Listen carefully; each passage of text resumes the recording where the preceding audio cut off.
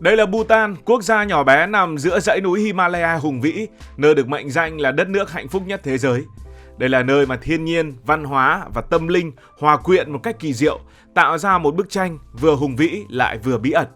Nhưng có một điều khiến nhiều người cực kỳ tò mò. Tại sao một đất nước có những ngọn núi đẹp mê hồn như Bhutan lại cấm leo núi cao, đặc biệt là những đỉnh núi trên 6.000 mét? Trước khi đi về chi tiết, hãy cùng hình dung một chút về Bhutan.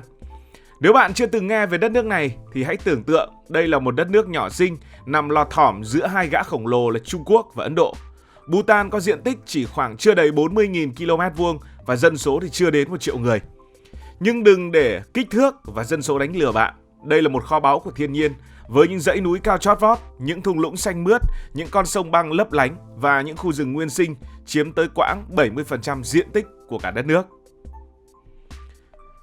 Địa hình của Bhutan thì hầu hết lãnh thổ nằm ở độ cao trên 2.000 mét so với mực nước biển và nơi đây được bao bọc bởi dãy núi nổi tiếng Himalaya, dãy núi hùng vĩ bậc nhất hành tinh. Những ngọn núi ở Bhutan không chỉ cao mà còn đẹp một cách ma mị với những đỉnh núi phủ tuyết trắng, những vách đá dựng đứng và những thung lũng mờ sương.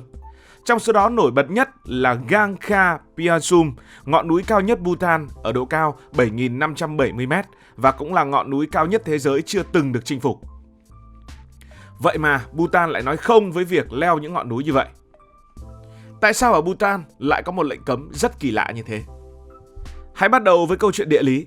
Nếu bạn từng xem phim tài liệu về Himalaya, bạn sẽ biết rằng đây là một trong những vùng đất khắc nghiệt bậc nhất trên trái đất.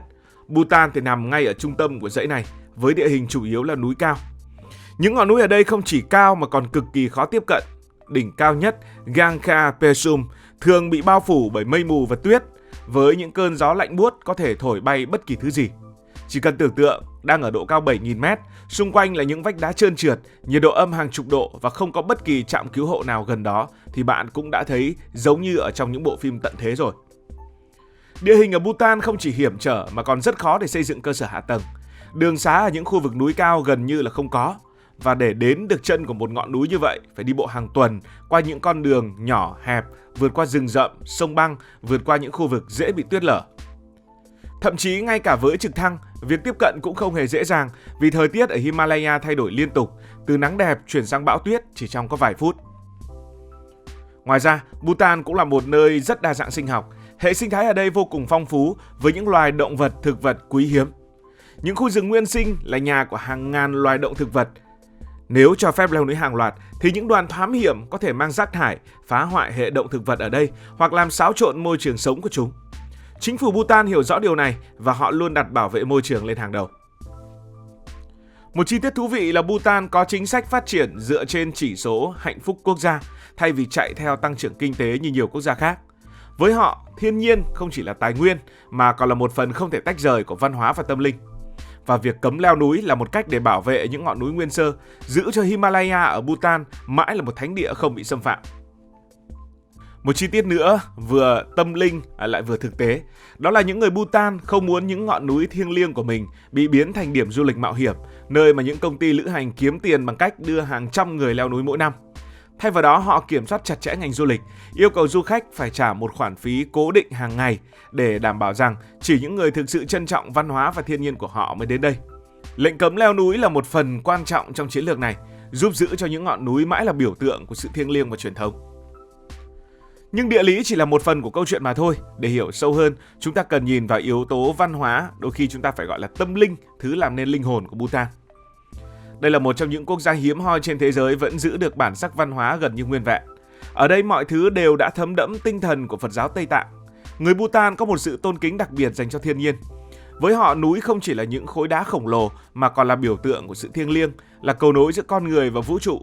Mỗi một ngọn núi, mỗi một con sông hay mỗi một thung lũng đều mang theo một câu chuyện, một ý nghĩa văn hóa hoặc tâm linh riêng. Hãy lấy ví dụ về ngọn núi nổi tiếng Gangkhar Puensum, được người dân địa phương gọi là núi Thánh. Trong văn hóa Bhutan, ngọn núi này được xem là nơi trú ngụ của một vị nữ thần quan trọng nhất trong Phật giáo Tây Tạng, được tin là bảo hộ cho sự thịnh vượng và an lành. Người dân sống ở thung lũng gần đó thường tổ chức những nghi lễ cúng bái, dâng lễ vật như là sữa, hoa quả và cờ cầu nguyện để cầu xin sự che chở của nữ thần. Với họ, việc leo lên những ngọn núi như vậy không khác gì bước vào nhà của những vị thần mà không được phép. Điều này bị xem là một hành động thiếu tôn kính, có thể làm các vị thần giận dữ và gây ra tai họa. Thế nên, trong khi nhiều nền văn hóa phương Tây xem việc leo núi như một chiến tích, là một cách để chinh phục thiên nhiên, thì người Bhutan lại có một cách nghĩ hoàn toàn khác. Với họ, thiên nhiên không phải là thứ để chinh phục, mà là thứ để tôn thờ, để bảo vệ, để sống hòa hợp. Leo núi vì mục đích cá nhân như để lập kỷ lục hay để khoe mẽ trên mạng xã hội bị xem là một hành động thiếu ý nghĩa, thậm chí là ích kỷ. Thay vào đó, họ khuyến khích con người hãy sống một cách khiêm nhường, biết ơn thiên nhiên và giữ gìn sự cân bằng. Mình nhớ có lần đọc một câu chuyện từ những năm 1980 khi Bhutan vẫn chưa chính thức cấm leo núi. Một đoàn leo núi quốc tế đã xin phép chinh phục đỉnh Gangkhar Pheasum, nhưng họ gặp phải sự phản đối mạnh mẽ từ người dân Bhutan. Dân làng ở khu vực gần núi đã tổ chức những buổi cầu nguyện, yêu cầu chính phủ không được cấp phép vì sợ rằng leo núi sẽ làm phiền đến những vị thần, gây ra thiên tai như là lở tuyết, lũ lụt hay là động đất. Cuối cùng thì chính phủ Bhutan đã từ chối cấp phép, và câu chuyện này đã dẫn đến lệnh cấm chính thức vào năm 2003. Giờ hãy đi sâu hơn nữa vào khía cạnh tâm linh, phần mà có lẽ là thú vị nhất trong câu chuyện này.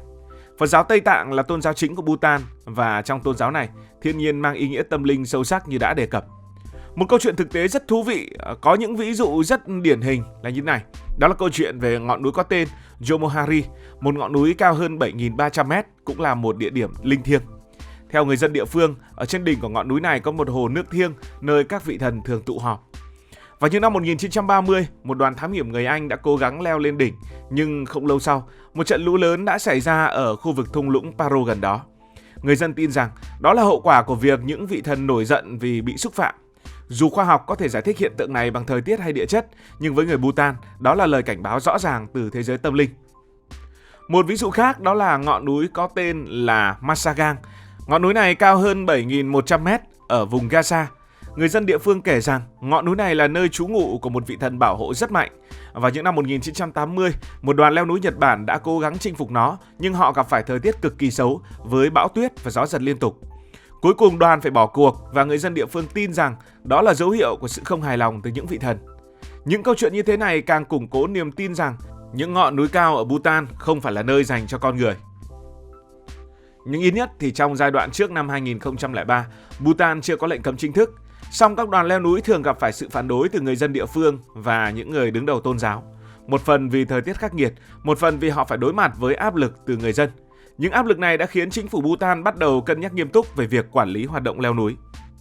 Đến năm 1994, Bhutan đã ban hành một quy định hạn chế leo núi, chỉ cho leo một số ngọn núi thấp và không có ý nghĩa tâm linh đặc biệt. Nhưng đến năm 2003, sau nhiều cuộc thảo luận giữa chính phủ, các lãnh đạo tôn giáo và các cộng đồng địa phương, Bhutan đã quyết định cấm hoàn toàn việc leo những ngọn núi trên 6.000m. Lệnh cấm này không chỉ áp dụng cho người nước ngoài mà cả người dân Bhutan, kể cả những nhà leo núi chuyên nghiệp trong nước. Điều này cho thấy sự nghiêm túc của Bhutan trong việc bảo vệ những giá trị văn hóa và tâm linh của mình. Nói về Bhutan và lệnh cấm này mà một lần nữa không nhắc lại núi Gangkhar Pheasum thì thật là thiếu sót. Ngọn núi này không chỉ là biểu tượng của Bhutan mà còn là một bí ẩn bậc nhất của thế giới leo núi. Với độ cao hơn 7.500m, đây là ngọn núi cao nhất chưa từng được chinh phục trên trái đất. Trong những năm 1980, đã có 4 đoàn leo núi quốc tế thử sức nhưng tất cả đều thất bại. Thời tiết quá khắc nghiệt. Một phần khác như đã đề cập, đó chính là sự phản đối từ người dân Bhutan. Và sau lệnh cấm năm 2003, ngọn núi này chính thức trở thành vùng đất cấm. Ngày nay, nó vẫn đứng đó, hùng vĩ, bất khả xâm phạm, như một lời nhắc nhở về sự tôn kính của Bhutan đối với thiên nhiên và tâm linh. Nhiều nhà leo núi trên thế giới vẫn mơ ước được chinh phục ngọn núi này, nhưng có lẽ chính sự bí ẩn và cấm đoán đã làm nên sức hút của nó. Gangkhar Pheasum không chỉ là một ngọn núi mà còn là biểu tượng của triết lý sống Bhutan, biết dừng lại trước những giới hạn của thiên nhiên và tâm linh. Cảm ơn vì đã quan tâm theo dõi câu chuyện này. Nếu cảm thấy thú vị, bạn có thể nhấn nút đăng ký kênh, bật chuông thông báo và chia sẻ. Còn bây giờ thì xin được nói lời chào tạm biệt.